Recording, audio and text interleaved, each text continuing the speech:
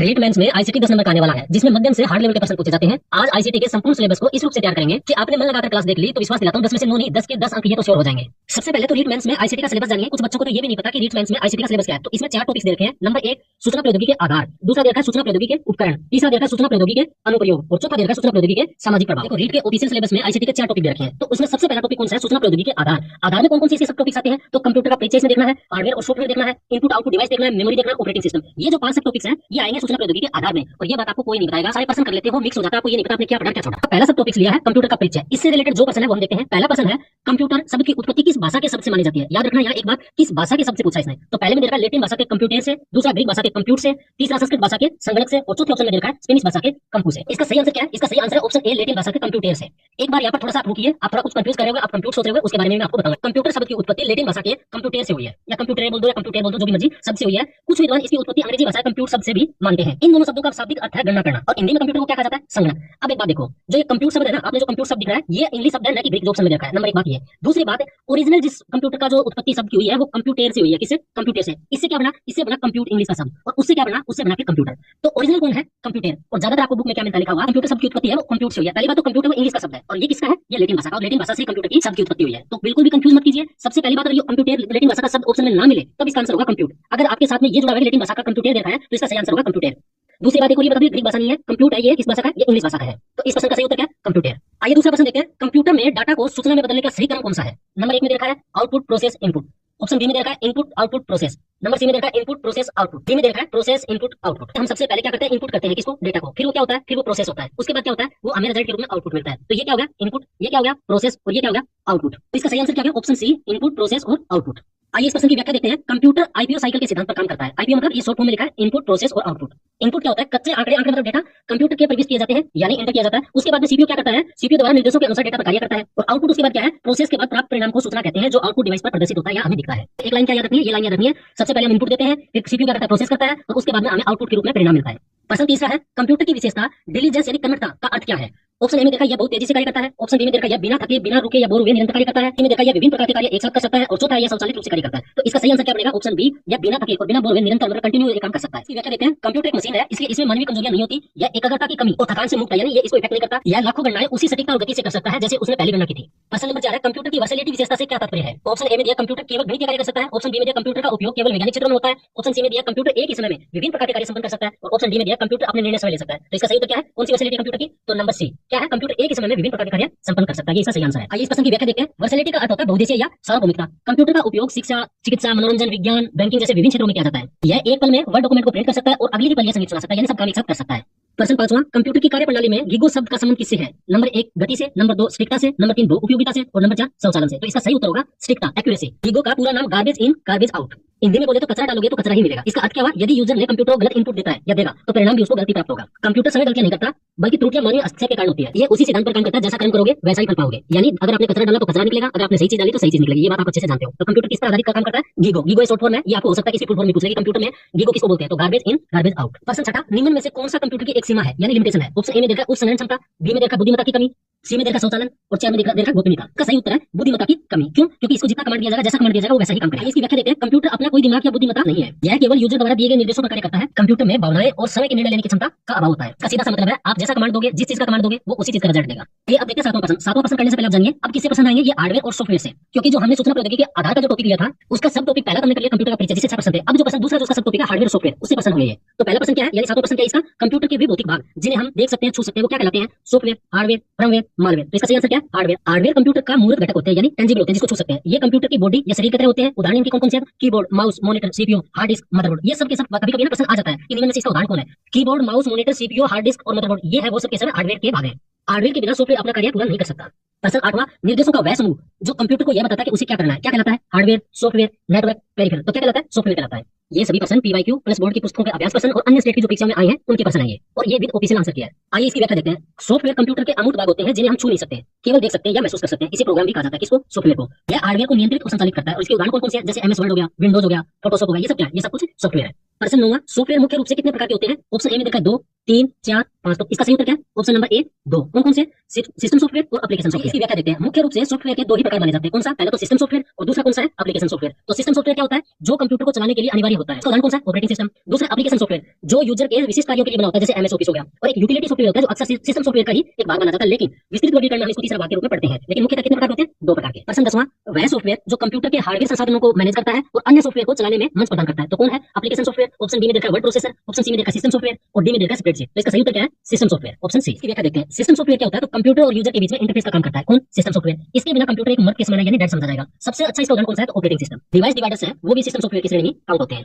प्रश्न 11वां, निम्न में से कौन सा एक एप्लीकेशन सॉफ्टवेयर का उदाहरण नहीं है? ये क्या पूछा? नहीं है, नहीं है उसको ऐसे कर दिया करो। Number 1 MS word, number 2 VLC media player, number 3 Google Chrome और नंबर 4 है विंडो 10। तो इसका कौन सा उदाहरण नहीं है? तो विंडो 10 है वो एप्लीकेशन सॉफ्टवेयर में काउंट नहीं होता। आइए इस प्रश्न की व्याख्या देते हैं। विंडो 10 एक ऑपरेटिंग सिस्टम है, अतः ये एक सिस्टम सॉफ्टवेयर है, न कि एप्लीकेशन सॉफ्टवेयर है। एमएस वर्ड जिसमें क्या करते हैं? डॉक्यूमेंट बनाते हैं, उसके लिए काम आता है। वीएलसी वीडियो देखने के लिए काम आता है। क्रोम क्या होता है? वेब सर्फिंग करने के लिए। और ये सभी यूजर किसी न खास जरूरत के लिए बने होते हैं, इसलिए एप्लीकेशन सॉफ्टवेयर होते हैं। प्रश्न 12वां, कंप्यूटर की सुरक्षा और रखरखाव के लिए उपयोग किए जाने वाले सॉफ्टवेयर को क्या कहते हैं? ऑप्शन ए में देखा यूटिलिटी सॉफ्टवेयर, बी में देखा एप्लीकेशन सॉफ्टवेयर, सी में देखा फर्मवेयर और डी में देखा भाषा अनुवादक। तो इसका सही उत्तर क्या है? ऑप्शन ए यूटिलिटी सॉफ्टवेयर। आइए इस प्रश्न की व्याख्या देखते हैं। इन्हें सर्विस प्रोग्राम भी कहा जाता है। क्यों कहा जाता है? क्योंकि इनका मुख्य कार्य कंप्यूटर की कार्य क्षमता को बढ़ाना और उसे सुरक्षित रखना होता है। यूटिलिटी सॉफ्टवेयर का उदाहरण कौन कौन से हैं? तो antivirus, disk cleanup, backup program और फाइल मैनेजर, ये सब किसके उदाहरण है? यूटिलिटी सॉफ्टवेयर के। प्रश्न 13वां, हार्डवेयर और सॉफ्टवेयर के बीच संबंध को सही तरीके से कौन दर्शाता है? नंबर ए हार्डवेयर आत्मा है और सॉफ्टवेयर क्या है? शरीर है। ऑप्शन बी में देखा हार्डवेयर शरीर है और सॉफ्टवेयर आत्मा है। ऑप्शन सी में देखा है दोनों स्वतंत्र है, एक दूसरे की आवश्यकता नहीं है। और डी में देखा है और सॉफ्टवेयर को हार्डवेयर की आवश्यकता नहीं है। तो इसका सही आंसर क्या है? ऑप्शन बी हार्डवेयर इसका शरीर है और सॉफ्टवेयर क्या इसकी आत्मा। आइए इस प्रश्न की व्याख्या देखते हैं। हार्डवेयर और सॉफ्टवेयर एक दूसरे के पूरक है। क्या है? पूरक है। हार्डवेयर बिना सॉफ्टवेयर के कोई भी कार्य नहीं कर सकता। ठीक उसी प्रकार सॉफ्टवेयर को रन होने के लिए हार्डवेयर प्लेटफॉर्म की आवश्यकता होती है। तो इसका सीधा सा मतलब है एक दूसरे के पूरक है, एक दूसरे के बिना काम नहीं चल सकता। प्रश्न 14वां,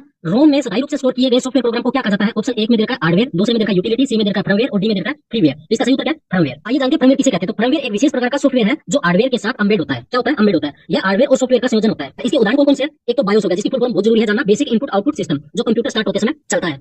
प्रश्न 15वां, ऐसे सॉफ्टवेयर जिनका सोर्स कोड है वो सभी के लिए मुफ्त में उपलब्ध होता है और जिसे कोई भी संशोधित कर सकता है, ऐसा कौन सा?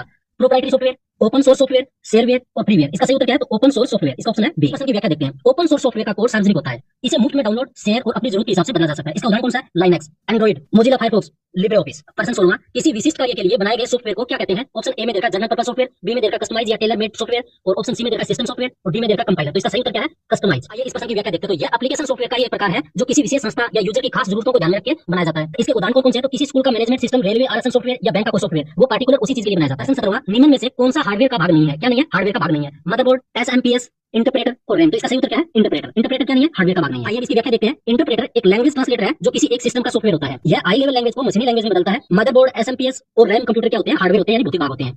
अब देखेंगे तीसरे सब टॉपिक के इनपुट और आउटपुट से संबंधित प्रश्न। पहला प्रश्न क्या इसका? यानी 18वां क्या है? कंप्यूटर में डेटा और निर्देश भेजने के लिए उपयोग में लाई जाने वाली डिवाइस को क्या कहा जाता है? Output device, input device, processing device और स्टोरेज डिवाइस। तो क्या कहते हैं? Input device. इनपुट डिवाइस वे हार्डवेयर उपकरण है जो उपयोगकर्ता यानी यूजर से डाटा लेते हैं और इसे कंप्यूटर को समझने योग्य यानी मशीनी भाषा में बदलते हैं। ये कंप्यूटर और मानव के बीच में इंटरफेस का कार्य करते हैं। ऐसा करता कौन है? Input device. और इसके उदाहरण कौन से हैं? जैसे कीबोर्ड हो गया, माउस हो गया, स्कैनर हो गया, माइक्रोफोन हो गया। अब कीबोर्ड क्या करते हैं? कोई बटन दबाया वो किस में जाएगा? कंप्यूटर में जाएगा। सीपीयू को क्या करेगा? प्रोसेस करेगा और फिर उसको आउटपुट में बदल देगा। 19वां, निम्न में से कौन सा एक पॉइंटिंग डिवाइस का उदाहरण नहीं है? जो भी नहीं है उसको क्या कर दो? राउंड कर दो। पहला देखा माउस, दूसरा देखा जियोस्टिक, तीसरा देखा स्कैनर और चौथा देखा ट्रैक बार। तो इसका सही उत्तर क्या है? स्कैनर सी। आइए इस प्रश्न की व्याख्या देखें। स्कैनर एक इनपुट डिवाइस है लेकिन यह पॉइंटिंग डिवाइस नहीं है। यह इमेज को या टेक्स्ट को डिजिटल रूप में बदलता है। पॉइंटर डिवाइस वे होते हैं जो स्क्रीन पर कर्सर की स्थिति को कंट्रोल करते हैं, जैसे माउस, जियोस्टिक, ट्रैक बार और लाइट पेन के सभी पॉइंटिंग डिवाइसेस। प्रश्न 20वां, कीबोर्ड पर स्थित F1 से F12 तक की कुंजियों को किस नाम से जाना जाता है? बहुत महत्वपूर्ण है, मोस्ट इंपोर्टेंट है, आप देख लो इसको। पहला में देखा डोंगल कीज, दूसरे में देखा न्यूमेरिक कीज, तीसरे में देखा फंक्शन कीज और चौथे में देखा है कॉम्बिनेशन कीज। तो इसका सही उत्तर क्या है? इनको बोलते हैं फंक्शन कीज। रट लो इसको। आइए इस प्रश्न की व्याख्या देखते हैं। कीबोर्ड के सबसे ऊपरी भाग में F1 से F12 तक की कुल 12 फंक्शन कीज होती हैं। क्या होती है? Function keys. इनका कार्य पहले से निर्धारित होता है और ये अलग अलग सॉफ्टवेयर में इनका उपयोग अलग अलग होता है। उदाहरण से समझिए, F का उपयोग अक्सर हेल्प के लिए किया जाता है और F5 का उपयोग किसके लिए किया जाता है? तो रिफ्रेश के लिए किया जाता है। आइए प्रश्न 21वां देखते हैं। बहुविकल्पीय परीक्षाओं में उत्तर पुस्तिका की जांच के लिए किस इनपुट डिवाइस का उपयोग किया जाता है? इन आपको बताना इनपुट डिवाइस। पहले में देखा OCR, दूसरे में देखा OMR, तीसरे में देखा MICR और चौथे में देखा VCR। तो इसका सही उत्तर क्या है? OMR। यहाँ पर ये 4 ऑप्शन दिए हैं, चारों की फुल फॉर्म आपको अति आवश्यक है जानना। ये आपको एक बार लिखिए, देख लोगे तो हो जाएगा। आइए इस प्रश्न की व्याख्या देखते हैं। OMR यानी फुल फॉर्म है ऑप्टिकल मार्क रीडर, एक विशेष इनपुट डिवाइस है। इसका उपयोग पेन या पेंसिल द्वारा बनाए गए निशानों की उपस्थिति या अनुपस्थिति को पहचानने के लिए किया जाता है। इसका सर्वाधिक उपयोग प्रतियोगी परीक्षाओं के उत्तर पुस्तिका को जांचने में किया जाता है। जो आप एग्जाम दोगे उसकी OMR शीट आप भरोगे, वो जो चेक होता है वो किससे होता है? ऑप्टिकल मार्क रीडर से। प्रश्न 22वां, बैंकों में चेक को तेजी से प्रोसेस करने के लिए किस तकनीक का उपयोग किया जाता है? ऑप्शन 1 में देखा OMR, बी में देखा OCR, सी में देखा MICR और डी में देखा QR कोड। तो इसका सही उत्तर क्या है? MICR। आइए इस प्रश्न की व्याख्या देखिए। MCR का पहले तो फुल फॉर्म जानिए, मैग्नेटिक इंक कैरेक्टर रिकॉग्निशन। यह चेक के नीचे लिखी विशेष चुंबकीय स्याही से छपे कोड को पढ़ता है और यह अत्यंत सुरक्षित और तेजी से कार्य करता है, जिससे चेक क्लियरेंस जल्दी होता है। और साइंस का भी एक प्रश्न आप यहाँ से देख सकते हैं कि चुंबकीय स्याही जो होती है चेक में वो किससे बनी होती है? तो आयरन ऑक्साइड से। प्रश्न 23वां, हार्ड कॉपी आउटपुट प्रदान करने वाला डिवाइस कौन सा है? Monitor, projector, printer, speaker. तो आपको सबको पता है क्या है? प्रिंटर। आइए इसकी व्याख्या देखते हैं। सॉफ्ट कॉपी वह आउटपुट जो स्क्रीन पर दिखता है और अस्थायी होता है, जैसे मॉनिटर हो गया, प्रोजेक्टर हो गया। ये क्या है? ये सॉफ्ट कॉपी के रूप में देता है। और हार्ड कॉपी के रूप में वह आउटपुट जो कागज पर छपा हो और स्थायी हो, जिसमें प्रिंटर आ गया, प्लॉटर आ गया। ये दोनों किसकी उदाहरण है? तो हार्ड कॉपी आउटपुट डिवाइस के। आइए 24वां प्रश्न देखिए, वह प्रिंटर जो एक बार में पूरी लाइन प्रिंट करता हो उसे क्या कहते हैं? Character printer, line printer, page printer, dot matrix printer. तो इसका सही उत्तर क्या है? Line printer. आइए व्याख्या देखते हैं, प्रिंटिंग गति के आधार पर प्रिंटर तीन प्रकार के होते हैं। कितने प्रकार के? तीन प्रकार के। अच्छे से याद रखिए इस बात को। पहला है कैरेक्टर प्रिंटर, यह एक बार में एक अक्षर को प्रिंट करता है। दूसरा है लाइन प्रिंटर, यह एक बार में पूरी लाइन को प्रिंट करता है। दूसरा है पेज प्रिंटर, यह एक बार में पूरा पेज को प्रिंट करता है। अब इसकी एग्जांपल देखो, कैरेक्टर प्रिंटर के कौन सी एग्जांपल है? जैसे डॉट मैट्रिक्स हो गया। लाइन प्रिंटर का कौन सा उदाहरण है? ड्रम प्रिंटर हो गया, चैन प्रिंटर हो गया। और पेज प्रिंटर का कौन सा उदाहरण है? Laser printer. ये कई बार परीक्षा में पूछा जा चुका है, तो देख लो लेजर प्रिंटर किसका उदाहरण है? पेज प्रिंटर टाइप के उदाहरण है। अगला प्रश्न है, लेजर प्रिंटर किस प्रकार का श्रेणी का प्रिंटर है? पहला ऑप्शन दिया इंपैक्ट प्रिंटर, दूसरा दिया नॉन इंपैक्ट प्रिंटर, तीसरा दिया लाइन प्रिंटर और चौथा दिया थर्मल प्रिंटर। इसका सही आंसर क्या है? Option B, non impact printer. आइए इस प्रश्न की व्याख्या देखते हैं। नॉन इंपैक्ट प्रिंटर वे होते हैं जो प्रिंट करते समय कागज पर चोट नहीं करते, इसलिए ये क्या करते हैं कि शोर ज्यादा नहीं करते हैं। लेजर प्रिंटर में लेजर किरणें और सूखे पाउडर का उपयोग किया जाता है और इसकी गुणवत्ता और गति के हिसाब से वो सबसे अच्छे होते हैं। कौन से? Laser printer. आइए 26वां प्रश्न देखें, कंप्यूटर मॉनिटर के डिस्प्ले की गुणवत्ता किसमें मापी जाती है? पहला ऑप्शन है पिक्सल, दूसरा डॉट प्रति इंच, तीसरा है पीपीएम और चौथा है बाइट्स। बहुत महत्वपूर्ण प्रश्न है, इसको तो ये मान के चलो कि हो सकता है परीक्षा में आ जाए। तो इसका सही उत्तर क्या है? ऑप्शन ए, पिक्सल की संख्या में। आइए इस प्रश्न की व्याख्या देखें, मॉनिटर की स्क्रीन छोटे छोटे बिंदु से मिलकर बनी होती है जिसे हम क्या कहते हैं? पिक्सल। स्क्रीन पर क्षैतिज और लंबवत पिक्सल की कुल संख्या को रिजोल्यूशन कहते हैं और जितने अधिक पिक्सल होंगे जितना उतना ही सकस यानी हाई क्वालिटी का हमें मिलेगा। आइए अब देखते हैं 27वां प्रश्न, बड़ी बिल्डिंग के नक्शे, इंजीनियरिंग और ड्राइंग पोस्टर छापने के लिए किस डिवाइस का उपयोग किया जाता है? तो इसका सही आंसर क्या है? इसका सही आंसर है प्लॉटर। आइए इस प्रश्न की व्याख्या देखें, प्लॉटर एक उच्च गुणवत्ता वाला वेक्टर ग्राफिक प्रिंट करने वाला एक आउटपुट डिवाइस है। सामान्यतः प्रिंटर की तुलना में यह बड़े आकार के कागज पर रेखाचित्र बनाने में सक्षम है, यानी प्रिंट करने में या ड्राइंग करने में सक्षम है। इसका उपयोग CAD, जिसकी फुल फॉर्म बहुत महत्वपूर्ण जानना, कंप्यूटर एडेड डिजाइन, और CAM में इंजीनियरिंग और वास्तुकारों के लिए उपयोग किया जाता है। 28वां प्रश्न, निम्न में से कौन सा डिवाइस इनपुट और आउटपुट दोनों की तरह कार्य करता है? कौन सा करता है? कीबोर्ड करता है, प्रिंटर करता है, टच स्क्रीन करता है या माउस करता है? तो कौन करता है? इसका सबसे अच्छा उदाहरण है टच स्क्रीन। तो इसका उत्तर क्या होगा? Touch screen. आइए इस प्रश्न की व्याख्या देखें, कुछ डिवाइस डेटा ले भी सकते हैं और दिखा भी सकते हैं।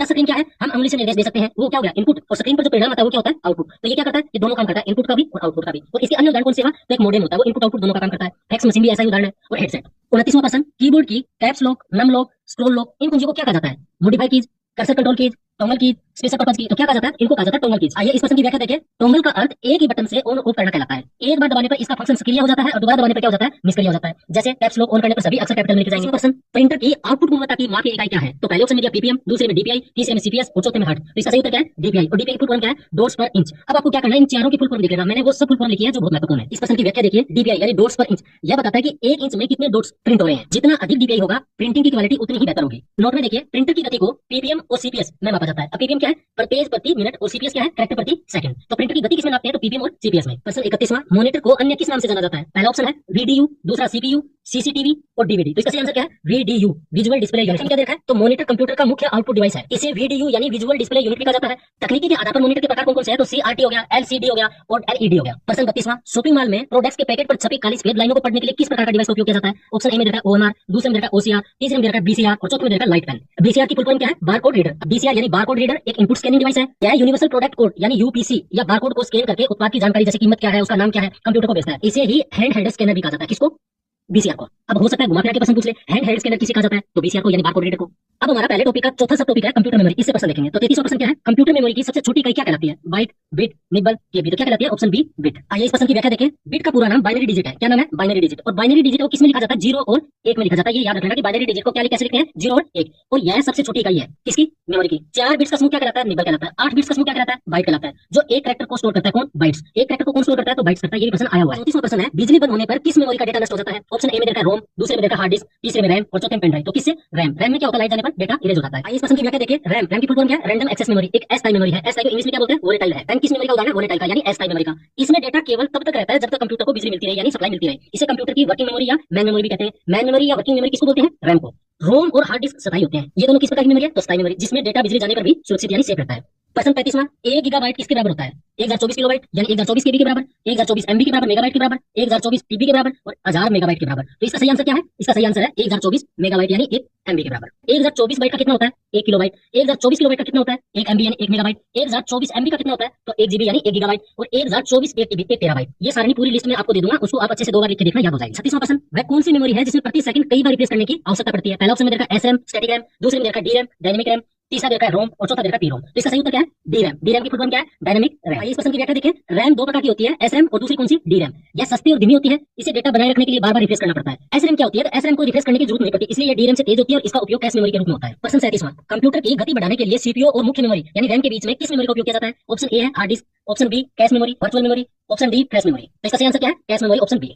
आइए इस प्रश्न की व्याख्या देखें। कैश मेमोरी अत्यंत तीव्र गति की मेमोरी होती है। यह सीपीयू और रैम के बीच बफर का काम करती है। तो सीपीयू और रैम के बीच में बफर का काम कौन करता है? तो कैश मेमोरी। जो डेटा सीपीयू को बार बार उपयोग करना होता है उसे कैश मेमोरी में रख लिया जाता है ताकि प्रोसेसिंग तेज हो सके। प्रश्न 38वां, रोम में स्टोर प्रोग्राम को क्या कहते हैं जो कंप्यूटर को स्टार्ट करने में मदद करता है? पहले ऑप्शन में बायोस, दूसरे में एंड्रॉइड, तीसरे में लिंकर, चौथे में लोडर। तो इसका सही उत्तर क्या है? Option number A BIOS. इस प्रश्न की व्याख्या देखें। बायोस का पूरा नाम बेसिक इनपुट आउटपुट सिस्टम है। भाई मेरे इसको 2-4 बार लिख के जरूर देख लेना, बहुत इंपॉर्टेंट है। यह फर्मवेयर है जो रोम में स्थायी रूप से सेव रहता है। जब कंप्यूटर चालू होता है, कंप्यूटर चालू होने को सबसे पहले ये जानिए क्या बोलते हैं, उसको बूट बोलते हैं, बूटिंग प्रक्रिया। तो सबसे पहले बायोस ही हार्डवेयर की जांच करता है और उसके बाद ऑन करता है। प्रश्न 39वां, सीडी और डीवीडी किस प्रकार की मेमोरी का उदाहरण है? नंबर 1 में देता है मैग्नेटिक स्टोरेज, नंबर 2 में ऑप्टिकल स्टोरेज, नंबर 3 में फ्लैश मेमोरी और नंबर 4 में प्राइमरी मेमोरी। तो ये आपको आंसर पता ही होगा, इसका ऑप्शन नंबर बी है ऑप्टिकल स्टोरेज। आइए इसकी व्याख्या देखें। सीडी की फुल फॉर्म क्या है? Compact disc. और डीवीडी की फुल फॉर्म क्या है? Digital versatile disc. तो ऑप्टिकल डिस्क कहा जाता है।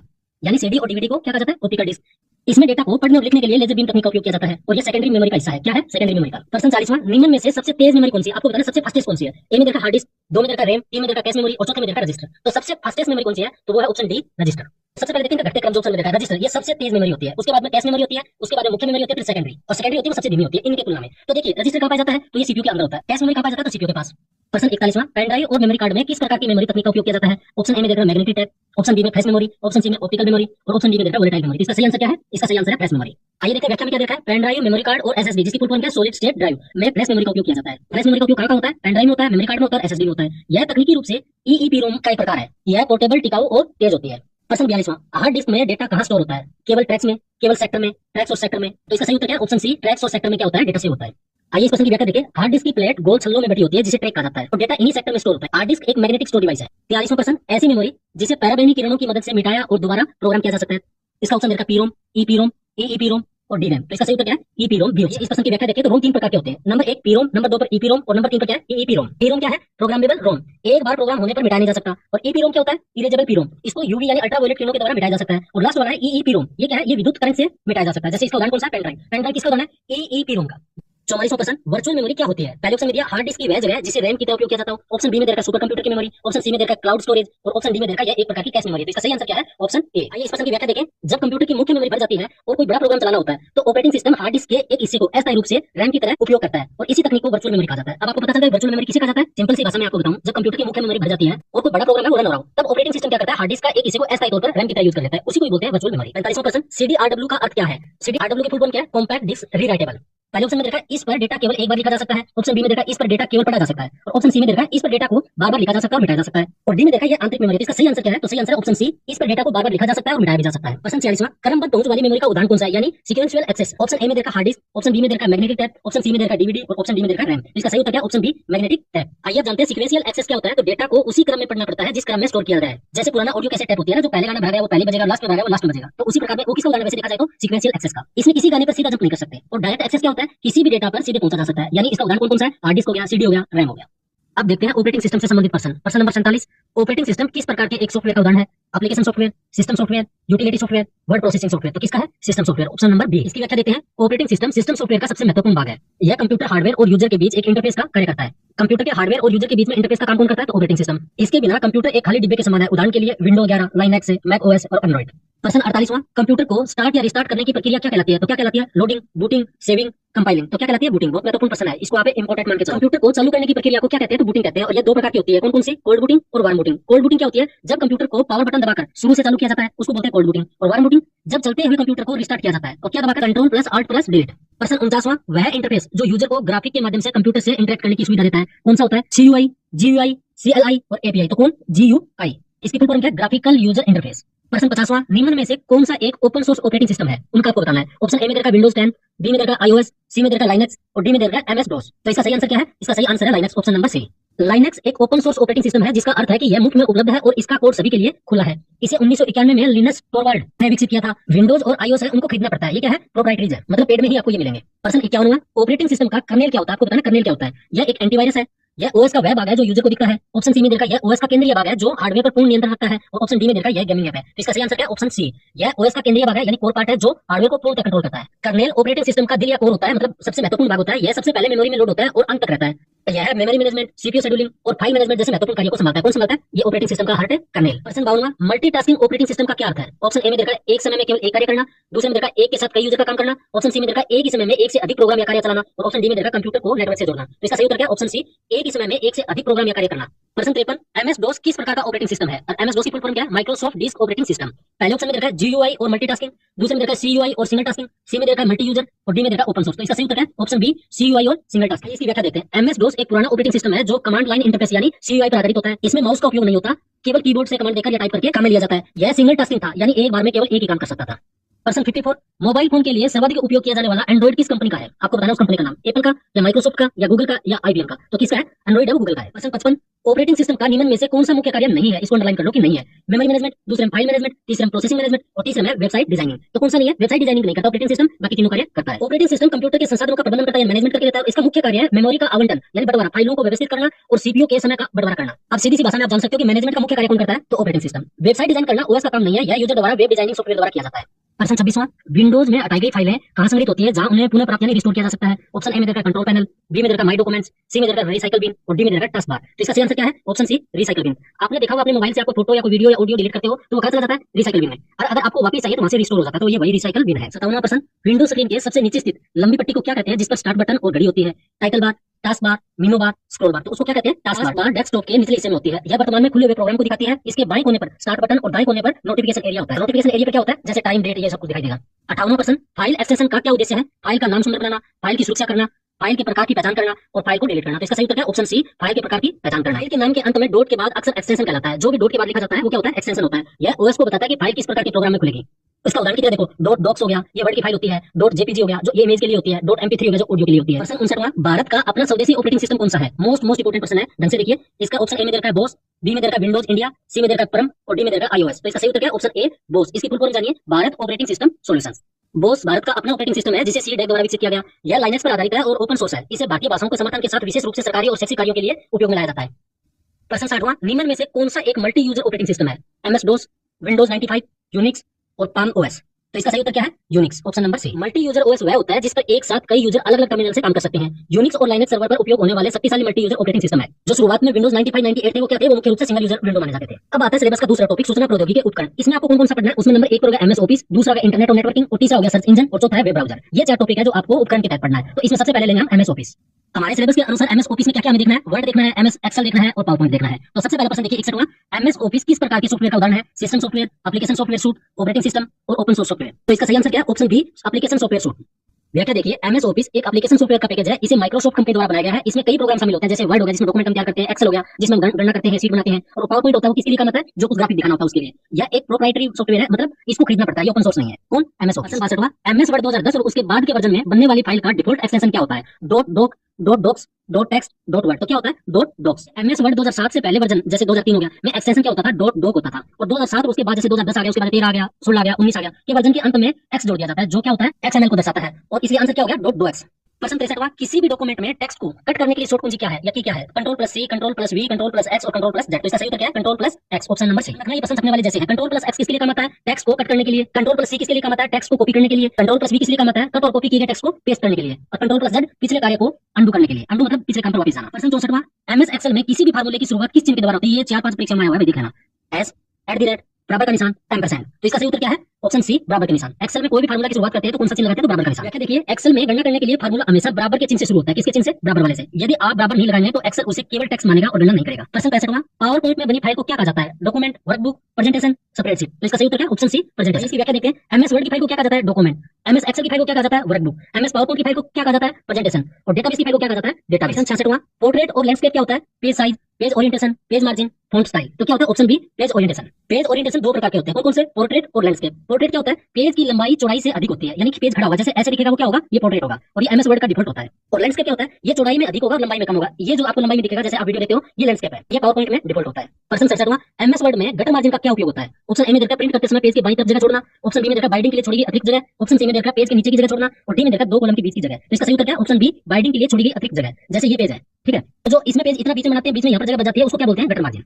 जब हम डॉक्यूमेंट को प्रिंट करके किताब या फाइल के रूप में बाइंड करवाते हैं तो टेक्स्ट छुप न जाए इसके लिए गटर मार्जिन छोड़ना पड़ता है। और यह सामान्यतः पेज के लेफ्ट या टॉप में ऊपर की तरफ जोड़ा जाता है। 68वां प्रश्न, एमएस एक्सेल में रो और कॉलम के मिलान बिंदु को क्या कहते हैं? बहुत महत्वपूर्ण प्रश्न है भाई। सेल कहा जाता है, ब्लॉक कहा जाता है, बॉक्स कहा जाता है या ग्रिड कहा जाता है। इसको क्या कहा जाता है? सेल। एक्सेल में रो और कॉलम जहां मिलते हैं उसको क्या कहते हैं? उसमें सेल कहते हैं। एक्सेल शीट छोटे छोटे आयताकार बॉक्स से बनी होती है जिसे क्या कहा जाता है? सेल कहा जाता है। प्रत्येक सेल का एक पता होता है, जैसे A1 हो गया, A2 हो गया, उस टाइप से। जिस सेल पर हम काम कर रहे होते हैं उसे एक्टिव सेल कहते हैं और जिसकी बॉर्डर गहरी और काली होगी। जब भी आपको इसका पहचान करना होता है तो क्या होगा? जिस सेल पर हम काम कर रहे हैं वो एक्टिव सेल होती है और उसकी बॉर्डर है वो काली गहरी होगी। किसी डॉक्यूमेंट में हाइपरलिंक डालने के लिए कौन सी शॉर्ट कुंजी अपनाते हैं, शॉर्ट की अपनाते हैं? Ctrl+H, Ctrl+L, Ctrl+K और Ctrl+K। ये दो डबल आ गया, इसमें उत्तर ये C, Ctrl+K। या आप इसको मान लो बात कहने का ये है, जो Ctrl+K होता है वो किसके लिए होता है? हाइपरलिंक डालने के लिए। हाइपरलिंक का उपयोग किसी टेक्स्ट को क्लिक करके सीधा वेब पेज या दूसरी फाइल पर जाने के लिए होता है। उनमें आप देखो Ctrl+K होता है हाइपरलिंक इंसर्ट करने के लिए होता है, Ctrl+H रिप्लेस करने के लिए होता है और Ctrl+L टेक्स्ट को लेफ्ट अलाइन करने के लिए होता है। ये तीनों महत्वपूर्ण है, इनको जरूर देख लीजिए।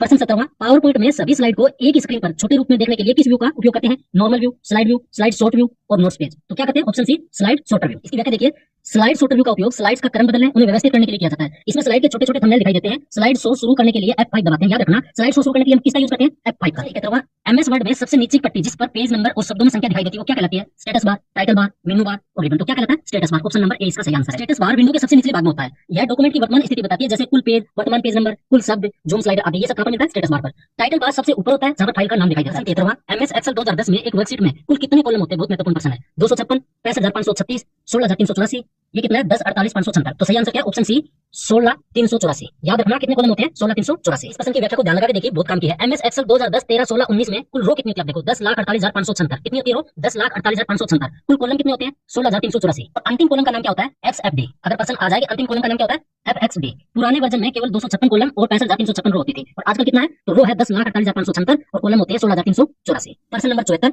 फॉर्मेट पेंटर का कार्य क्या है? आपको फॉर्मेट पेंटर का काम बताना है। ऑप्शन ए में देखा चित्र बनाना, बी में देखा एक टेक्स्ट की फॉर्मेटिंग को कॉपी करके दूसरे टेक्स्ट पर लागू करना, ऑप्शन सी में देखा टेक्स्ट को मिटाना और डी में देखा बैकग्राउंड बदलना। तो इसका सही उत्तर क्या है? ऑप्शन नंबर बी, एक टेक्स्ट की फॉर्मेटिंग को कॉपी करके दूसरे टेक्स्ट पर लागू करना। फॉर्मेट पेंटर एक झाड़ू जैसा आइकन होता है। यह टेक्स्ट को कॉपी नहीं करता बल्कि केवल उसकी सजावट को कॉपी करता है। किसको? उसका जो सजावट होता है, डिजाइन होता है, उसको कॉपी करता है। इसे एक्टिव करने के लिए होम टैब पर क्लिक करना होता है। किस पर? होम टैब पर। प्रश्न नंबर 75, फाइल को सेव एज करने के लिए शॉर्टकी कौन सी है या कौन सी कुंजी का यूज करते हैं? F5, F12, Ctrl+S, Alt+S। तो इसका सही उत्तर क्या है? Option number B, F12। F12 किस लिए काम आता है? सेव एज डायलॉग बॉक्स खोलने के लिए। Ctrl+S किस लिए काम आता है? फाइल को उसी नाम से सेव करने के लिए। ये सेव है, यहाँ पर होगा नहीं, क्या है? सेव।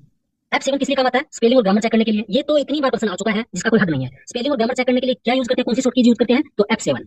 अगला हमारा टॉपिक रहेगा इंटरनेट और नेटवर्किंग। तो 76 नंबर प्रश्न देखिए, इंटरनेट को तकनीकी रूप से किस नाम से जाना जाता है? ऑप्शन एक में देखा नेटवर्क का नेटवर्क, दूसरे में देखा लोकल एरिया नेटवर्क, तीसरे में देखा वेबसाइट का समूह और चौथे में देखा सर्वर। तो क्या बोलते हैं? नेटवर्क का नेटवर्क। Option number A. आइए इस प्रश्न की व्याख्या देखते हैं। इंटरनेट विश्व भर में फैले हुए लाखों कंप्यूटरों और नेटवर्कों का एक जाल है। इसे सूचना का राजपथ भी कहा जाता है। किसको? इंटरनेट को। इसकी शुरुआत 1969 में ARPANET के रूप में अमेरिका में हुई थी। ARPANET की फुल फॉर्म क्या है? Advance research projects agency network. इसका फुल फॉर्म आप अच्छे से देख लीजिए। प्रश्न 77वां, एक ही कमरे या एक इमारत तक सीमित कंप्यूटर नेटवर्क को क्या कहा जाता है? वान, मान, लान और पान। तो क्या कहा जाता है? लान। लान की फुल फॉर्म क्या है? Local area network. इनकी सबकी देखनी है आपको, वैन की भी देखनी है, मैन की भी देखनी है, पैन की भी देखनी है। लैन की फुल फॉर्म क्या है? Local area network. इसका दायरा छोटा होता है, जैसे एक ऑफिस में हो गया, स्कूल में हो गया, लैब में हो गया, घर में हो गया। इसे डेटा ट्रांसफर की गति सबसे तेज होती है। मैन क्या होता है? मेट्रोपॉलिटन एरिया नेटवर्क, एक पूरे शहर को कवर करता है, जैसे केबल टीवी नेटवर्क। और वैन क्या होता है? वाइड एरिया नेटवर्क, पूरे देश या महाद्वीप में फैला होता है, जैसे इंटरनेट हो गया।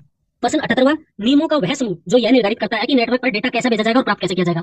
इसका ऑप्शन ए में देखा टोपोलॉजी, बी में देखा प्रोटोकॉल, सी में देखा गेटवे और डी में देखा फ्रीक्वेंसी। तो इसका आंसर क्या है? प्रोटोकॉल। Option number B. आइए इस प्रश्न की व्याख्या देखें। कंप्यूटर नेटवर्क में संचार के लिए कुछ मानक नियम होते हैं जिन्हें क्या कहा जाता है? प्रोटोकॉल कहा जाता है। सबसे मुख्य प्रोटोकॉल टीसीपी या आईपी। टीसीपी की फुल फॉर्म क्या है? Transmission control protocol. और आईपी की फुल फॉर्म क्या है? Internet protocol. और प्रोटोकॉल के अन्य उदाहरण क्या है? HTTP, FTP, SMTP. ये सब कंप्यूटर नेटवर्क के प्रोटोकॉल के उदाहरण है।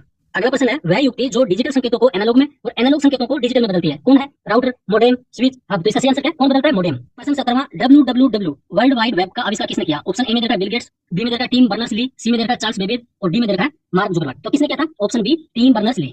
टिम बर्नर्स-ली ने 1989 में www का आविष्कार किया था। और www इंटरनेट पर उपलब्ध सूचनाओं का एक विशाल भंडार है जो हाइपरटेक्स्ट के रूप में आपस में जुड़ा हुआ है। इसे एक्सेस करने के लिए वेब ब्राउजर की आवश्यकता पड़ती है। अगला प्रश्न, वेबसाइट के पते को तकनीकी भाषा में क्या कहा जाता है? महत्वपूर्ण प्रश्न है भाई।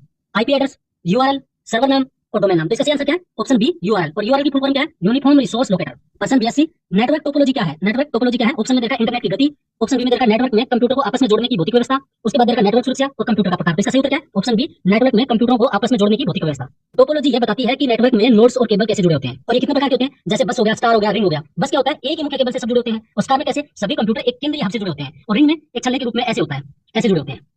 प्रश्न 83, ईमेल एड्रेस में @ के बाद भाग क्या कहलाता है? तो इसमें कहलाता है डोमेन नेम। जो भी @ के बाद में आएगा, जैसे आपकी कोई आईडी होती है उसके बाद में आप कुछ भी लगाते हो तो वो क्या होता है? लास्ट वाला @ के बाद वो डोमेन नेम होता है। प्रश्न 84, इंटरनेट पर सुरक्षित डेटा ट्रांसमिशन के लिए HTTPS में S का क्या अर्थ है? आपको बताना है इसमें S का अर्थ क्या है? System, secure, service, speed. तो इसका क्या मतलब होता है? Option B, secure. देखो HTTP और HTTPS में क्या अंतर है? इसकी फुल फॉर्म जानिए। HTTP होता है हाइपर टेक्स्ट ट्रांसफर प्रोटोकॉल और HTTPS क्या होता है? Hyper text transfer protocol secure. ये OS था।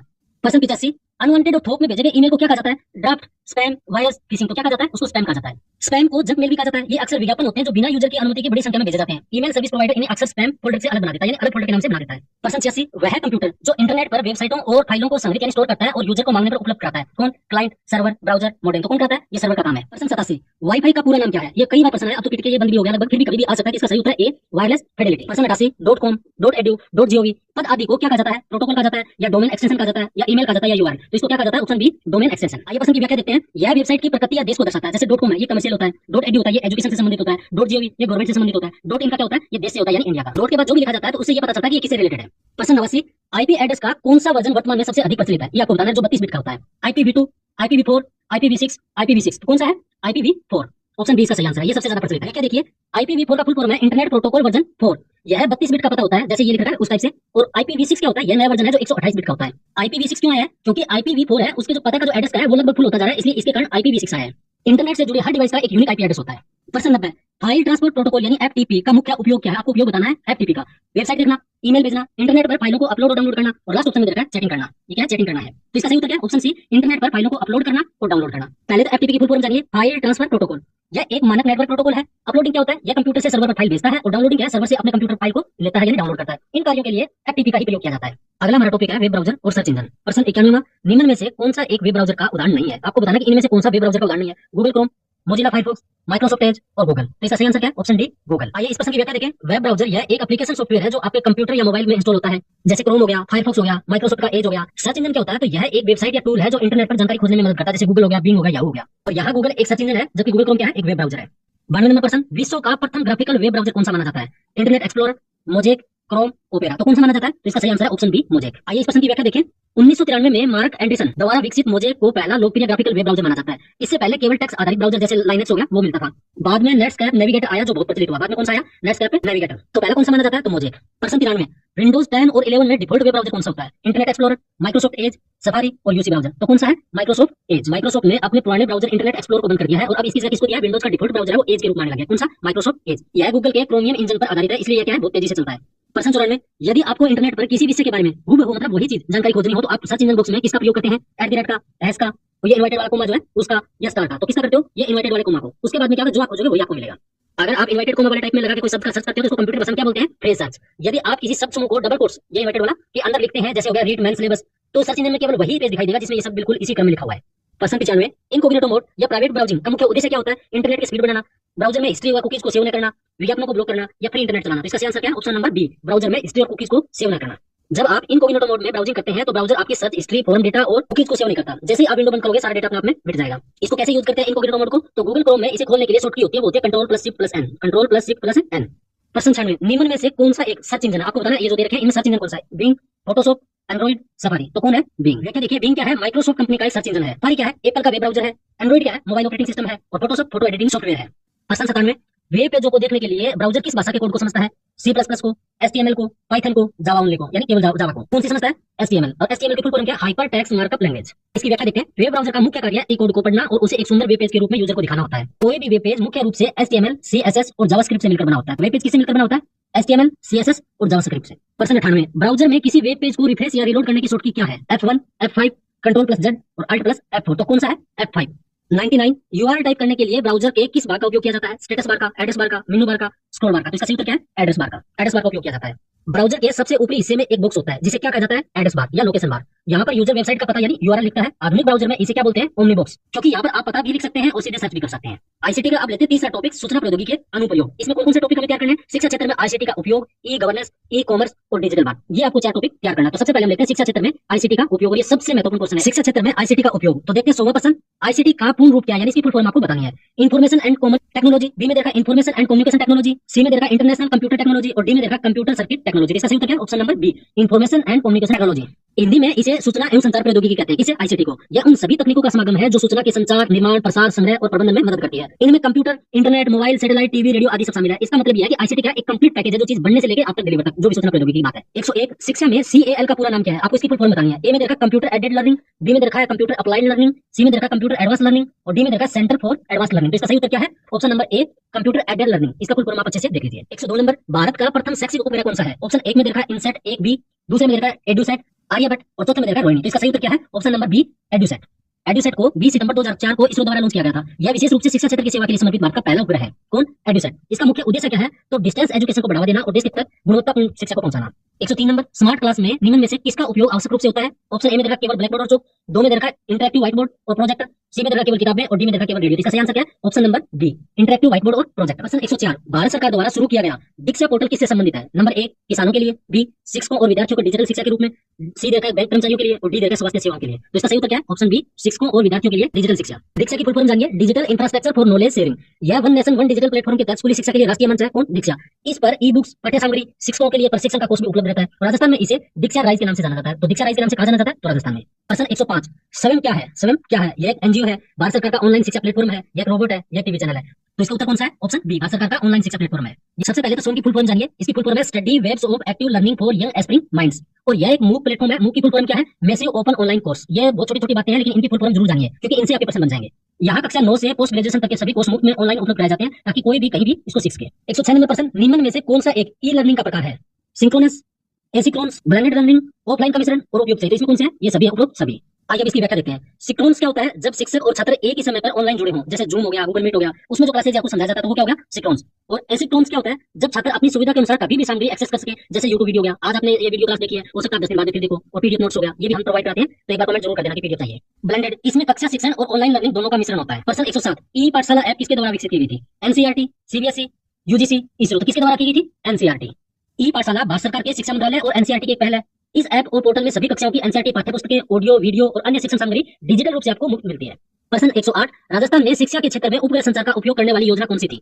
Number A, Rajiv Gandhi computer साक्षरता मिशन, बी, शिक्षा दर्शन, सी, ज्ञान दर्शन और डी, स्माइल। तो इसका सही उत्तर क्या है? ऑप्शन बी, शिक्षा दर्शन। अब जो भी प्रश्न होंगे वो ई गवर्नेंस से संबंधित होंगे। तो 109 नंबर प्रश्न क्या है? ई गवर्नेंस का मुख्य अर्थ क्या है?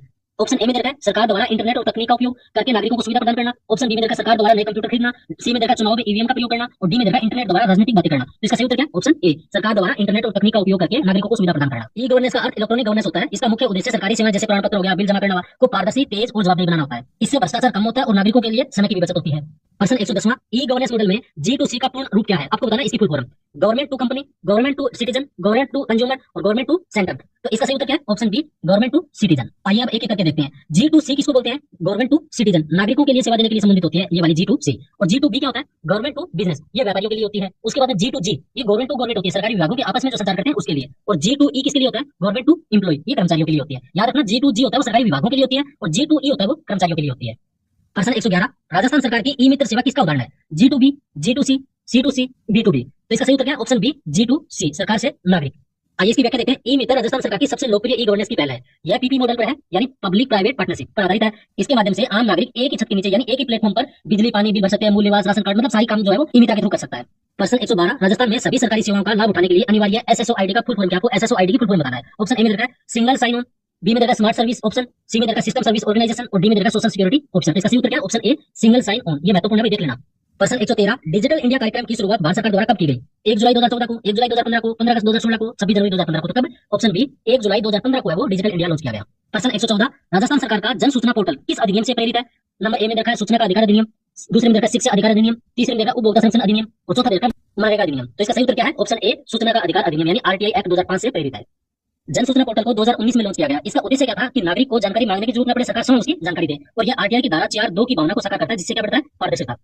प्रश्न 115, नागरिकों के महत्वपूर्ण डॉक्यूमेंट्स को डिजिटल रूप से सुरक्षित रखने के लिए भारत सरकार ने कौन सी सेवा चालू की है? तो ऑप्शन ए में दिया गूगल ड्राइव, बी में दिया डिजिटल लॉकर, सी में दिया राजवोल्ट और डी में दिया ई बास्ता। तो इसका सही आंसर क्या है? Option B, digital locker. प्रश्न 116, राजस्थान स्टेट डाटा सेंटर को किस नाम से जाना जाता है? ऑप्शन ए में देखा राजमेघ, बी में देखा राजनेट, सी में देखा राजधारा और डी में देखा राजक्लाउड। तो इसका सही उत्तर क्या है? Option A, Rajmegh. आइए राजमेघ के बारे में जानते हैं। राजस्थान सरकार का यह क्या है? क्लाउड स्टोरेज है और यह जयपुर में स्थित है। यहाँ सभी सरकारी विभागों का डेटा और वेबसाइट सुरक्षित रूप से होस्ट होती जाती है ताकि नागरिकों को 24/7 यानी 24/7 उपलब्ध रहे। प्रश्न 117, ई साइन सेवा क्या है? डिजिटल हस्ताक्षर, एक प्रकार का पासवर्ड, ऑनलाइन भुगतान, सोशल मीडिया लॉगिन। तो इसका सही उत्तर क्या है? ऑप्शन ए, डिजिटल हस्ताक्षर।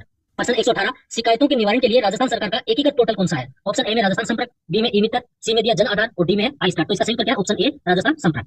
प्रश्न 119, उमंग ऐप का मुख्य उद्देश्य क्या है? केवल मौसम की जानकारी देना, केंद्र और राज्य सरकारों की विभिन्न सेवाओं को एक मोबाइल ऐप पर उपलब्ध करवाना। ऑप्शन सी में देखा केवल छात्रों के लिए स्कॉलरशिप देना और डी में देखा गैस बुकिंग करना। तो इसका सही उत्तर क्या है? ऑप्शन बी, केंद्र और राज्य सरकारों की विभिन्न योजनाओं को यानी सेवाओं को एक ही मोबाइल ऐप पर उपलब्ध करवाना। पहले तो उमंग की फुल फॉर्म जानिए। Unified mobile application for new age governance, ये इसकी फुल फॉर्म है उमंग की। याद रखना, महत्वपूर्ण है। और ये क्या है? ये एक मास्टर ऐप है। इसके जरिए ईपीएफ, गैस बुकिंग, आधार, पैन, बिजली जैसी सैकड़ों सेवाओं का लाभ एक ऐप के द्वारा लिया जा सकता है। प्रश्न 120, राजस्थान में जन आधार योजना का मुख्य उद्देश्य क्या है? आपको जन आधार योजना का मुख्य उद्देश्य बताना है। ऑप्शन ए में दिया एक नंबर, एक कार्ड, एक पहचान, और बी में दिया केवल राशन वितरण, सी में दिया केवल स्वास्थ्य बीमा, और डी में दिया वोट देने के लिए। तो इसका सही उत्तर क्या है? ऑप्शन ए, एक नंबर, एक कार्ड, एक पहचान। अब पढ़ेंगे ई कॉमर्स से संबंधित प्रश्न। 121वां, ई कॉमर्स का पूरा नाम और अर्थ क्या है? ऑप्शन ए में दे रखा इलेक्ट्रॉनिक कम्युनिकेशन, ऑप्शन बी में दे रखा इलेक्ट्रॉनिक कॉमर्स, इलेक्ट्रिकल कॉमर्स, और डी में दे रखा इंग्लिश कॉमर्स। तो इसका सही उत्तर क्या है? Electronics commerce, option number B. प्रश्न नंबर 122, जब कोई कंपनी अपने प्रोडक्ट सीधे कंज्यूमर को ऑनलाइन बेचती है तो यह कौन सा मॉडल कहलाता है? B2B, B2C, C2C और G2B। तो इसका सही उत्तर क्या है? Option B, B2C, business to consumer. आइए अब इसकी व्याख्या देखते हैं। B2C, बिजनेस टू कंज्यूमर, यह सबसे आम ई कॉमर्स मॉडल है। इसमें एक कंपनी अपनी वेबसाइट पर सामान बेचती है और ग्राहक उसे खरीदता है। उदाहरण के लिए अमेजन हो गया, फ्लिपकार्ट हो गया, मंत्रा हो गया, डोमिनोज हो गया, ये सब के सब क्या है? ये ऑनलाइन व्यापार करने वाली कंपनियां हैं। प्रश्न नंबर 123, ऑनलाइन भुगतान के संदर्भ में यूपीआई का पूर्ण रूप क्या है? आपको यूपीआई की फुल फॉर्म बतानी है। ऑप्शन ए में देखा यूनिफाइड पेमेंट इंटरफेस, बी में देखा यूनिक पेमेंट आइडेंटिटी, सी में देखा यूनिवर्सल पेमेंट इंटरफेस, और डी में देखा यूनियन पेमेंट इंडिया। इसका सही उत्तर क्या है? Option B, unique payment identity. Debit या क्रेडिट कार्ड के पीछे लिखे 3 अंकों की सुरक्षा कोड को क्या कहते हैं? पिन, ओटीपी, सीवीवी या पैन? क्या बोलते हैं इसे? इसको बोलते हैं ऑप्शन सी, सीवीवी। इसकी फुल फॉर्म क्या है? Card verification value. इन चारों का आपको देखना होगा। जैसे पैन का पर्सनल आइडेंटिफिकेशन नंबर हो गया, ओटीपी का होता है वन टाइम पासवर्ड, और पैन का परमानेंट अकाउंट नंबर। 125वां, ऑनलाइन लेनदेन को सुरक्षित बनाने के लिए मोबाइल पर आने वाली अस्थायी पासवर्ड को क्या कहते हैं? क्या कहते हैं उसको? सीवीवी कहते हैं, ओटीपी कहते हैं, कैप्चा कहते हैं या क्यूआर कोड कहते हैं? इसको क्या बोलते हैं? इसको बोलते हैं ओटीपी, वन टाइम पासवर्ड। प्रश्न 126वां, प्लास्टिक मनी शब्द का प्रयोग किसके द्वारा किया जाता है? ऑप्शन ए, कटे नोटों के लिए, क्रेडिट कार्ड और डेबिट कार्ड के लिए, सिक्कों के लिए, केवल कागजी मुद्रा के लिए। तो किसके लिए किया जाता है? ऑप्शन बी, क्रेडिट कार्ड और डेबिट कार्ड के लिए। प्रश्न 127वां, एम कॉमर्स में एम का क्या अर्थ है? आपको बताना है कॉमर्स का आपको फुल फॉर्म दिया है कि एम का क्या है? मनी, मार्केट, मोबाइल और मशीन। तो इसका सही उत्तर क्या है? Option C, mobile. प्रश्न नंबर 128वां, वह व्यवस्था जिसमें ग्राहक ऑनलाइन ऑर्डर करता है लेकिन भुगतान सामान आने पर करता है, इसको क्या बोलते हैं? नेट बैंकिंग, प्रीपेड, सीओडी, और चौथा ऑप्शन में क्या देखा है? Wallet payment. तो इसका सही उत्तर क्या है? Option C, COD. इसकी फुल फॉर्म क्या है? Cash on delivery. जब कोई भी चीज आप मंगवाते हो तो आपको दो ऑप्शन मिलता है, या तो आप उसी समय पेमेंट कर रहे हो या फिर कैश ऑन डिलीवरी कर रहे हो। तो ये क्या है? वो वही सीओडी शॉर्ट में लिखा हुआ है, कैश ऑन डिलीवरी। प्रश्न 129वां, क्यूआर कोड जिसे स्कैन करके भुगतान किया जाता है का पूरा नाम क्या है? आपको क्यूआर कोड की फुल फॉर्म बतानी है। तो ऑप्शन ए में देखा है quick response code, option B में देखा है quick reader code, option C में देखा क्वालिटी रिस्पांस कोड, और ऑप्शन डी में देखा क्वांटिटी रीड कोड। तो इसका सही उत्तर क्या है? ऑप्शन ए, quick response code. QR code का पूरा नाम क्या है? Quick response code. अब यहाँ से शुरू हो जाता है चौथा टॉपिक, सूचना प्रौद्योगिकी के सामाजिक प्रभाव। ये चौथा टॉपिक है। इसके अंतर्गत हमें 3 सब टॉपिक पढ़ने हैं। उनमें एक है साइबर क्राइम और सुरक्षा, दूसरा सोशल मीडिया, और तीसरा डिजिटल फुटप्रिंटिंग। तो इसका पहला प्रश्न यानी 130वां प्रश्न लेते हैं। इंटरनेट पर किसी व्यक्ति द्वारा छोड़े गए निशानों या गतिविधियों के रिकॉर्ड को क्या कहा जाता है? डिजिटल हस्ताक्षर, digital footprint, web cookies, server log. तो इसका सही उत्तर क्या है? Digital footprint. आइए इस प्रश्न की व्याख्या देखते हैं। जैसे रेत पर चलने से पैरों के निशान बन जाते हैं, वैसे ही इंटरनेट पर हम जो भी कुछ करते हैं उनका एक रिकॉर्ड बन जाता है, और इसे ही डिजिटल फुटप्रिंट या डिजिटल छाया कहते हैं। छाया हिंदी में दिया है, और ये दो प्रकार के होते हैं, एक होते हैं एक्टिव और एक होते हैं पैसिव। एक्टिव क्या होता है? जो हम जानबूझकर शेयर करते हैं, जैसे एफबी पर पोस्ट शेयर कर दिया, और जो अनजाने में ट्रैक होता है आईपी एड्रेस या लोकेशन के रूप में जानते हैं। प्रश्न 131वां, फिशिंग साइबर अपराध का क्या अर्थ है? बहुत महत्वपूर्ण पॉइंट है, आपको फिशिंग देखना कि फिशिंग किसको बोलते हैं। ऑप्शन ए, मछली पकड़ना, बी, कंप्यूटर को वायरस से बचाना, ऑप्शन सी, फर्जी ईमेल या मैसेज भेजकर यूजर की गोपनीयता जानकारी लेना, या ऑप्शन डी, इंटरनेट की स्पीड कम करना। तो इसका सही उत्तर क्या है? ऑप्शन सी, फर्जी ईमेल या मैसेज भेजकर यूजर की गोपनीय जानकारी चुराना। आइए इस प्रश्न की व्याख्या देखते हैं। फिशिंग में हैकर असली जैसी दिखने वाली नकली वेबसाइट या ईमेल का उपयोग करते हैं। वे यूजर को लालच मतलब लॉटरी वगैरह की या डर दिखाकर एक लिंक पर क्लिक करवाते हैं, और यह सोशल इंजीनियरिंग का एक रूप है। प्रश्न 132वां, कंप्यूटर नेटवर्क को बाहरी हमलों से बचाने के लिए किस सुरक्षा प्रणाली का उपयोग किया जाता है जो एक दीवार की तरह काम करती है? Option A, antivirus, option B, firewall, option C, cookies, और डी में देखा डोमेन। तो इसका सही उत्तर क्या है? फायरवॉल। फायरवॉल हार्डवेयर या सॉफ्टवेयर दोनों हो सकता है, दोनों में से कोई सा भी हो सकता है। यह आपके निजी नेटवर्क और इंटरनेट के बीच एक सुरक्षा गार्ड की तरह खड़ा रहता है, यानी काम करता है। यह आने वाले और जाने वाले ट्रैफिक की निगरानी करता है और संदिग्ध डेटा को रोक देता है। डाउटफुल जो भी डेटा होगा उसको रोक देगा। कौन रोक देगा? फायरवॉल। प्रश्न 131वां, भारत में साइबर अपराधों और इलेक्ट्रॉनिक कॉमर्स को नियंत्रित करने वाला मुख्य कानून कौन सा है? IPC 1860, IT act 2000, consumer protection act या साइबर लॉ है 2010। तो इसका सही उत्तर क्या है? ऑप्शन बी, आईटी एक्ट 2000, सूचना प्रौद्योगिकी अधिनियम 2000। बहुत महत्वपूर्ण है, इसको एक बार जरूर लिख के देखना। भारत में साइबर सुरक्षा का प्राथमिक कानून आईटी एक्ट 2000 है। लिख के नोट कर लो आप इसे। इसे 17 अक्टूबर 2000 को लागू किया गया था। इसमें 2008 में महत्वपूर्ण संशोधन किए गए थे। इसकी मुख्य धारा 66A, जो सोशल मीडिया और आपत्तिजनक जो पोस्ट करते हैं उनसे जुड़ी है, को सुप्रीम कोर्ट ने निरस्त कर दिया था। किसको? 66A को। प्रश्न 134वां, किसी और के रचनात्मक कार्य जैसे लेखन हो गया, शोध विचार हो गया, को अपना बताकर प्रस्तुत करना क्या कहलाता है? कॉपीराइट, पेटेंट, साहित्यिक चोरी या ट्रेडमार्क? तो इसका सही उत्तर क्या है? साहित्यिक चोरी। प्लेगियरिज्म अकादमिक और डिजिटल दुनिया के गंभीर अनैतिक कार्य है। कौन? प्लेगियरिज्म मतलब किसी का साहित्य चुरा लेना। इसमें लेखक किसी अन्य की सामग्री को बिना उसे श्रेय दिए हुए कॉपी पेस्ट कर लेता है, और इससे बचने के लिए हमेशा संदर्भ देना चाहिए, यानी रेफरेंस देना चाहिए। प्रश्न नंबर 135, मेलवेयर शब्द किन दो शब्दों से मिलकर बना हुआ है? Mail plus software, malicious plus software, mail plus ware और मैन प्लस हार्डवेयर। इसका सही उत्तर क्या है? Malicious plus software, option number B. प्रश्न 136वां, सोशल मीडिया पर किसी व्यक्ति को बार बार परेशान करना, धमकाना या भद्दे कमेंट करना क्या कहलाता है? बहुत ही महत्वपूर्ण प्रश्न है भाई, लिख लो इसे। इसको क्या कहते हैं? Spamming, cyber bullying, fishing, hacking. तो इसका सही उत्तर क्या है? Cyber bullying. इस वर्ड को आप लिख के देख लेना, और आप कभी भी ये काम मत करना। कौन सा? साइबर बुलिंग वाला। आइए इस प्रश्न की व्याख्या देखते हैं। साइबर बुलिंग डिजिटल माध्यमों का उपयोग करके किसी को भी डराने या अपमानित करने का कार्य है। यह बच्चों और किशोरों में गंभीर समस्या है। इनमें अफवाहें फैलाना, किसी के निजी फोटो को वायरल करना आदि, ये सब कुछ किसमें शामिल होता है? ये साइबर बुलिंग है। प्रश्न 137वां, निम्न में से कौन सा social media platform professional networking के लिए सबसे उपयुक्त है? नंबर 1 में देखा है फेसबुक, 2 में इंस्टाग्राम, 3 में देखा लिंक्डइन, और 4 में देखा है स्नैपचैट। तो इसका सही उत्तर क्या है? इसका ऑप्शन नंबर सी, लिंक्डइन। प्रश्न 138वां, वेबसाइटों पर यह साबित करने के लिए कि आप रोबोट नहीं है, किस टेस्ट का उपयोग किया जाता है? ओटीपी का, कैप्चा का, बारकोड का, पासवर्ड का? तो इसका सही उत्तर क्या है? कैप्चा का। प्रश्न 139वां, कंप्यूटर में कुकीज को डिलीट करना क्यों महत्वपूर्ण हो सकता है? नंबर 1, मेमोरी बढ़ाने के लिए, नंबर 2 गोपनीयता बनाए रखने के लिए, नंबर 3 वायरस हटाने के लिए, नंबर 4 इंटरनेट का बिल कम करने के लिए। तो इसका सही उत्तर क्या है? प्राइवेसी को मेंटेन करने के लिए। प्रश्न 140वां, सोशल मीडिया के संदर्भ में हैशटैग का क्या उपयोग है? आपको बताना, ये जो आपने कभी देखते हैं ना, ये क्या होता है? इसको बोलते हैं हैशटैग। किसी को गाली देने के लिए, संदेश को छुपाने के लिए, एक ही विषय पर चर्चाओं को वर्गीकृत और खोजने के लिए, और डी है वो किसके लिए? फॉन्ट स्टाइल बदलने के लिए। इसका सही उत्तर क्या है? ऑप्शन सी, एक ही विषय पर चर्चाओं को वर्गीकृत और खोजने के लिए। कभी भी आप सर्च करते हो तो वो पार्टिकुलर उसी के रिलेटेड कोई आपको वीडियो या मतलब जो इन्फॉर्मेशन है वो दिखाएगा, इसलिए हैशटैग को उपयोग किया जाता है। प्रश्न 141वां, सुरक्षित पासवर्ड की क्या विशेषता होनी चाहिए? उसमें केवल अपना नाम हो, उसमें केवल मोबाइल नंबर हो, उसमें कम से कम 8 अक्षर, नंबर और विशेष चिन्ह। विशेष चिन्ह कैसे होते हैं? जैसे @ हो गया, डॉलर हो गया, कुछ भी मान लो, उसको विशेष चिन्ह बोलते हैं, स्पेशल की। और चौथे में देखा वह छोटा होना चाहिए ताकि याद रहे। तो इसका सही उत्तर क्या है? अपने आप में पता चल गया, ऑप्शन सी। प्रश्न 142वां, सोशल मीडिया के अत्यधिक उपयोग से होने वाले मानसिक डर कि मैं कुछ मिस तो नहीं कर रहा, ये क्या कहलाता है? इसका ऑप्शन देखा, जोमो, फोमो, योलो, लोगो। तो इसका सही उत्तर क्या है? FOMO, fear of missing out. बहुत महत्वपूर्ण है, आज के दिन सबसे ज्यादा सूट भी करता है ये बात है, तो ये ऐसा प्रश्न आपको हो सकता है कि देखने मिल जाए। आइए अब आईसीटी के मामले में महत्वपूर्ण फैक्ट्स देखते हैं जो बहुत जरूरी है। मान के चलो सबका ये निचोड़ है। तो सबसे पहले महत्वपूर्ण तिथि और वर्ष देखते हैं। आईटी एक्ट है वो भारत में 17 अक्टूबर 2000 को लागू हुआ और 2008 में इसको संशोधित किया गया। डिजिटल इंडिया, इसका शुभारंभ कब हुआ? 1 जुलाई 2015 को। विश्व कंप्यूटर साक्षरता दिवस कब मनाई जाती है? तो 2 दिसंबर को। भारत का पहला सुपर कंप्यूटर कौन है? परम 8000। इंटरनेट की शुरुआत कब हुई भारत में? 15 अगस्त 1995 में। किसने की? बीएसएनएल ने। बीएसएनएल नहीं, बीएसएनएल। राजस्थान का जन आधार योजना कब घोषणा की गई? तो बजट 2019-20 में। और लागू कब हुआ? 18 दिसंबर 2019 से। संख्या और डिजिट से संबंधित देखिए, आधार कार्ड में कितना होते हैं? तो 12। जन आधार कार्ड में कितना होते हैं? तो 10। 10 के संदर्भ में होते हैं जब परिवार पहचान की संख्या की बात आएगी तो 10 होते हैं, और 11 किसमें होता है? जब व्यक्तिगत पहचान की बात आती है तो 11 अंक होते हैं। IPv4 एड्रेस कितने बिट का होता है? 32 का। IPv6 एड्रेस कितने का होता है? 128 बिट का। मैक एड्रेस कितने बिट का होता है? 48 बिट का। एक्सेल 2010 रो, इसमें रो कितनी होती है? 10,48,576। एक्सेल 2010 में कॉलम कितने होते हैं? तो 16,384। अब कुछ फुल फॉर्म जानिए। वायरस की फुल फॉर्म क्या होता है? Whittle information resource under says. Wifi की वायरलेस फिडेलिटी, पीडीएफ की पोर्टेबल डॉक्यूमेंट फॉर्मेट, यूएसबी की यूनिवर्सल सीरियल बस, इसको लिख लो, लिख के जरूर देखना। यूपीआई की यूनिफाइड पेमेंट इंटरफेस, स्माइल की ये राजस्थान की शिक्षा के संदर्भ में बहुत महत्वपूर्ण है। Social media interface of learning engagement. DIKSHA की digital infrastructure for knowledge sharing. अब जानिए राजस्थान बोर्ड की बुक में लिखा महत्वपूर्ण फैक्ट जो बुक के अंदर है। परम, इसका अर्थ क्या है? संस्कृत में इसे सुरक्षा कहा जाता है। सिद्धार्थ, भारत में निर्मित प्रथम कंप्यूटर। अनुपम, ये भारत द्वारा विकसित किया गया है। क्या है ये? Super computer. IC, integrated circuit, ये सिलिकॉन की बनी होती है। ऐसा ही इसका मात्रक होता है। भाषा, कंप्यूटर केवल मशीनी भाषा समझता है, और मशीनी भाषा किसमें लिखा जाता है? 0 और 1, और 0 1 है बाइनरी डिजिट। तो जवानों, ये था सूचना तकनीकी यानी आईसीटी। लगभग 150% इसमें आपको करवाए हैं। 4 इसके मुख्य टॉपिक थे, ठीक। उसके प्रत्येक टॉपिक में जितने जितने टॉपिक आ रहे हैं वो सब के सब इसमें करा दिए। मान के चलो आपको ये टॉपिक है वो कंप्लीट करवा दिया गया है। अब आपका काम है इसको एक बार में समझना है, एक बार में। अगर आपको नहीं लगा कि एक बार समझना है, दूसरी बार पढ़ो, तीसरी बार पढ़ो। आप इसको कर लो, ये मान के चलो 10 में से 9 आने का चांस नहीं, 10 का 10, क्योंकि इसके लेफ्ट राइट वाला जो भी प्रश्न बनेगा ना वो आप बना सकते हो। आपसे एक रिक्वेस्ट है, ये क्लास आपको कैसी लगी कमेंट करके जरूर बताएं। आप लोगों ने पूरी क्लास देखी, इसके लिए बहुत बहुत धन्यवाद। तो ठीक है, मिलते हैं बेहतरीन क्लास के साथ, तब तक के लिए जय हिंद जय भारत।